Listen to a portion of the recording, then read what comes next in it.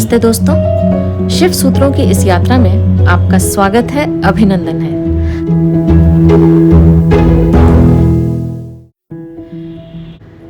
शिव सूत्र का 7वां सूत्र है जागृत स्वप्न सुषुप्त भेदे तुर्या भोग संभवः।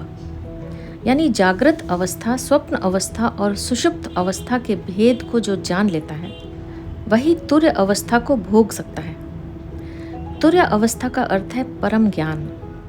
आइए इस सूत्र को समझने का प्रयास करते हैं। साधारणतः हम केवल 3 अवस्थाओं को जानते हैं और वे हैं जागृत अवस्था यानी जागना, स्वप्न अवस्था यानी जब हम स्वप्न देखते हैं, और सुषुप्त अवस्था जब हम गहरी नींद में होते हैं। इस सूत्र में 4 अवस्थाओं की बात की गई है। चौथी जो अवस्था है वह है तुर्य अवस्था। इस चौथी अवस्था को जानने के लिए हमें पहले की 3 अवस्थाओं को समझना आवश्यक है। तो आइए इन्हें समझते हैं। जागृत अवस्था क्या है? सामान्य जागृत अवस्था वो है जब हमें संसार का ज्ञान तो होता है लेकिन स्वयं का नहीं। इस अवस्था में हम शरीर के बाहर तो झांक सकते हैं परंतु शरीर के अंदर नहीं। इस अवस्था में हम जागृत होते हुए भी उस स्वयं से अनभिज्ञ रह जाते हैं जो सबसे ज़्यादा जानने योग्य है। जागृत अवस्था में होते हुए भी हम अपने मन और आत्मा से दूर रह जाते हैं और हमें संसार का ही ज्ञान हो पाता है और हम इस माया रूपी संसार को ही सच मान बैठते हैं। दूसरी जो अवस्था है वो है स्वप्न अवस्था।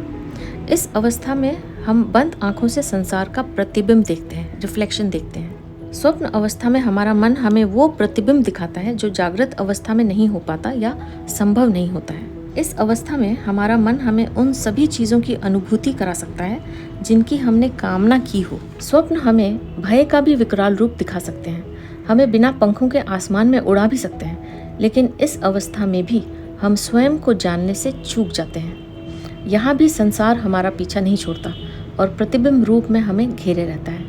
तीसरी जो अवस्था है वो है सुषुप्त अवस्था, जिसमें हम सब चीज़ों को भूलकर केवल गहरी नींद में होते हैं। इस अवस्था में हमें न तो संसार का ज्ञान होता है और न ही संसार के प्रतिबिंब का और न ही स्वयं का। इन तीनों अवस्थाओं में आपने गौर किया एक बात समान है और वो है स्वयं को न जानना।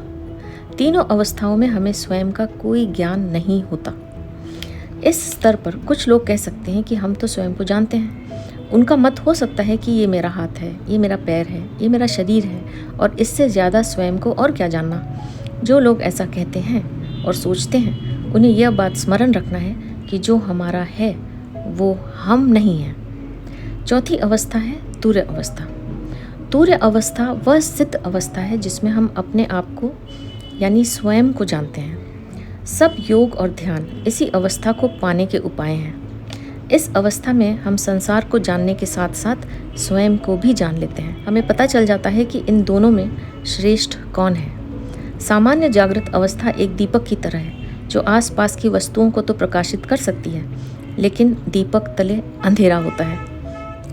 तुर्य अवस्था सूर्य की तरह है जो सभी दिशाओं को एक साथ प्रकाशित कर देती है। सभी ज्योतिर्मय हो उठता है, जरा सा कोना भी अंतस का अंधकार पूर्ण नहीं होता। बाहर और भीतर सब ओर जागृति का प्रकाश फैल जाता है। अभी जहाँ हम हैं वहाँ हम 3 अवस्थाओं में ही होते हैं, या तो हम जागृत होते हैं या हम स्वप्न में होते हैं या सुषुप्ति में होते हैं। इन तीनों में से किसी भी एक अवस्था में हम हैं अभी। चौथी जो अवस्था है तुर्य अवस्था, इसका हमें कुछ भी पता नहीं है। जब हम जागृत अवस्था में होते हैं तब बाहर का जगत तो दिखाई पड़ता है मगर हम खुद अंधेरे में होते हैं। जैसा हमने अभी कहा, उसी दीपक की तरह जिसके तले अंधेरा होता है। वस्तुएं तो हमें दिखाई पड़ती हैं लेकिन हमें स्वयं का कोई बोध नहीं होता। संसार तो हमें दिखाई पड़ता है मगर आत्मा की कोई प्रतीति नहीं होती। या यह आधी जागृत अवस्था है ऐसा कहा जा सकता है, जिसे हम जागरण कहते हैं। सुबह नींद से जब हम जागते हैं, जगत में प्रवेश करते हैं, वह अधूरा जागरण है। और अधूरा ही नहीं, अधूरा है और कीमती भी नहीं है। क्यों? क्योंकि व्यर्थ तो दिखाई पड़ता है, जगत तो दिखाई पड़ता है, मगर जो सार्थक है, हम स्वयं जो हैं, वह दिखाई नहीं पड़ता। जो कीमती है वह दिखाई नहीं पड़ता।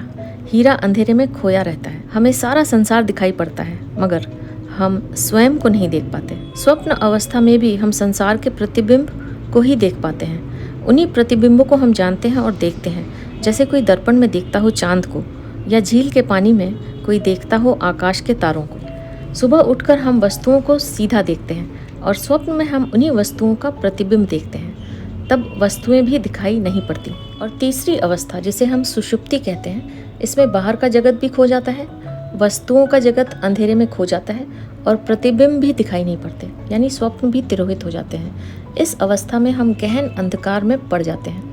हमें कोई ज्ञान नहीं रहता, न बाहर का और न ही भीतर का।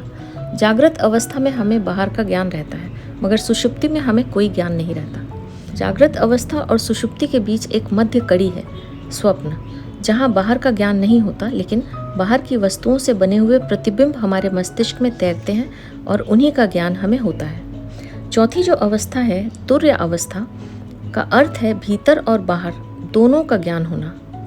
अंधेरा कहीं भी नहीं है, न भीतर और न बाहर। यह अवस्था पूर्ण जागृति की अवस्था है। इसी चौथी अवस्था को पाने का यह सूत्र है। चौथी जो अवस्था है, तुर्य अवस्था, का अर्थ है भीतर और बाहर दोनों का ज्ञान होना। अंधेरा कहीं भी नहीं है, न भीतर और न बाहर। यह अवस्था पूर्ण जागृति की अवस्था है। इसी चौथी अवस्था को पाने का यह सूत्र है। जागृत स्वप्न सुषुप्त भेदे तुर्या भोग संभवः, यानी जागृत स्वप्न सुषुप्ति, इन तीनों अवस्थाओं को पृथक रूप से जानने से तुर्य अवस्था का भी ज्ञान हो जाता है और इस ज्ञान का बना रहना है तुर्य अवस्था। अभी हम जानते तो हैं, मगर पृथक रूप से नहीं। जैसे जब हम स्वप्न में होते हैं तब हमें यह पता नहीं चलता कि हम स्वप्न देख रहे हैं, हम उसके साथ एक हो जाते हैं। सुबह जागकर पता चलता है कि हम स्वप्न देख रहे थे। जब यह अवस्था होती है तो हम पृथक रूप से नहीं जान पाते, हमारा स्वप्न से तादात्म्य हो जाता है। स्वप्न में हम स्वप्न ही हो जाते हैं। सुबह जागकर लगता है कि अब हम स्वप्न नहीं देख रहे, लेकिन अब हमारा तादात्म्य संसार से हो जाता है। हम कहते हैं कि हम जाग गए, लेकिन रात जब हम सोएंगे तो फिर जगत से हमारा तादात्म्य टूट जाएगा और फिर सपनों से तादात्म्य बन जाएगा। जो भी हमारी आंखों पर आ जाता है हम उसी के साथ एक हो जाते हैं, जबकि असल में हम सबके पृथक हैं। क्या हमने इस बारे में कभी सोचा है? जागकर हमें फिर लगता है कि सपना झूठा था। हमारे भीतर ही कोई चेतना है जो यात्रा कर रही है। जागृत स्वप्न सुषुप्ति हमारी इस यात्रा के पड़ाव हैं, ये हम नहीं हैं। इस बात को गहराई से सोचने पर समझ में आएगा। जैसे ही हमें यह बात समझ में आ जाती है कि हम पृथक हैं, अलग हैं, वैसे ही चौथी अवस्था का जन्म हो जाता है। यह पृथकता ही वह चौथी अवस्था है जिसे तुर्य अवस्था कहते हैं। जब हमारे सामने कोई मुश्किल आती है, दुख आता है, हमें चिंता होने लगती है और हम भूल जाते हैं कि हम पृथक हैं। जब हमें बहुत सुख मिलता है तब भी हम खुशी से नाचने लगते हैं और भूल जाते हैं कि हम पृथक हैं। हम कर क्या रहे हैं? हम तादात्म्य बना लेते हैं। पृथकता का कोई बोध नहीं रहता।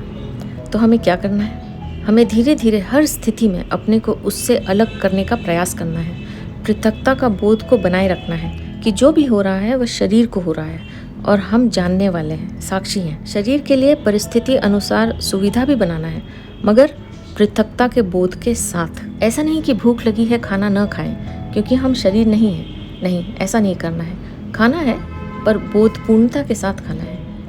धीरे धीरे प्रत्येक घटना जो हमें घेरती है, हमें उससे अपने को अलग करते जाना है। कठिन है पृथक हो जाना, क्योंकि सीमा रेखा साफ नहीं है, फासला बारीक है। हमने जन्मों जन्मों से तादात्म्य करना ही सीखा है, स्थितियों के साथ खुद को जोड़ना ही सीखा है। हम तोड़ने की बात ही भूल गए हैं। इसका नाम ही बेहोशी है। जो भी घटता है हम उससे फासला नहीं कर पाते, हम तोड़ नहीं पाते, इसलिए हम टूट जाते हैं। हमें थोड़ा दूर हटना पड़ेगा, एक एक कदम लेना पड़ेगा, क्योंकि यात्रा लंबी है। हजारों लाखों जन्मों में हमने जो बनाया है उसको मिटाना आसान तो नहीं होगा, मगर हमने जो भी तादात्म्य बनाया है वह सब असत्य है। इसी को माया कहते हैं। यह तादात्म्य टूटेगा कैसे? हमें कहीं तो शुरुआत करनी होगी। हमें जागृत अवस्था से शुरुआत करनी होगी, क्योंकि वहीं थोड़ी सी किरण जागरण की है। स्वप्न से शुरू करना मुश्किल होगा, क्योंकि वहाँ तो हमारा होश खो जाता है। इसलिए जागृत से शुरू। तो यह था 7वां सूत्र। अब मैं आपसे आज्ञा लूंगी। हमेशा खुश रहिए, मुस्कुराते रहिए। आपका बहुत बहुत धन्यवाद। ओम नमः शिवाय।